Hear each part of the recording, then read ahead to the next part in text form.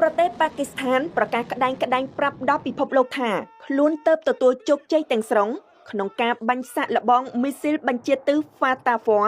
ដែលទើបនឹងបង្កើតថ្មីដោយខ្លួនឯងកាលពីថ្ងៃអង្គារម្សិលមិញយោងតាមប្រព័ន្ធទំនាក់ទំនងសាធារណៈអន្តរសេវាកម្មហៅកាត់ថា ISPR ដែលជាសេនាធិការប្រព័ន្ធផ្សព្វផ្សាយកងទ័ពប៉ាគីស្ថានបានឲ្យដឹងថាប្រព័ន្ធមីស៊ីលបញ្ជាទិស Fatah មានសមត្ថភាពវាយប្រហារគោលដៅក្នុងចម្ងាយរហូតដល់ទៅ75គីឡូម៉ែត្រជាមួយនឹងភាពជាក់លាក់ខ្ពស់ប្រព័ន្ធទំនាក់ទំនង ISPR បានបញ្ជាក់ថាបំពាក់ដោយឧបករណ៍ដែនអាកាសដ៏ទំនើបនិងជំនួយនាវាចរដ៏ទំនើបប្រព័ន្ធសភាវុធនេះមានសមត្ថភាពកិច្ចពីប្រព័ន្ធការពារមីស៊ីលរបស់គូសត្រូវប្រព័ន្ធទំនាក់ទំនង ISPR បន្ថែមទៀតថាការបាញ់សាកល្បងមីស៊ីលបញ្ជាទិស Fatah នេះត្រូវបានធ្វើឡើងដោយទីបញ្ជាការកងកម្លាំងរ៉ុកែតរបស់កងទ័ពប៉ាគីស្ថាន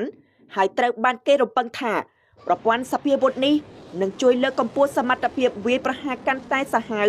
ពិសេសពង្រីកឃ្លាំងអាវុធមីស៊ីលរបស់កងទ័ពប៉ាគីស្ថាន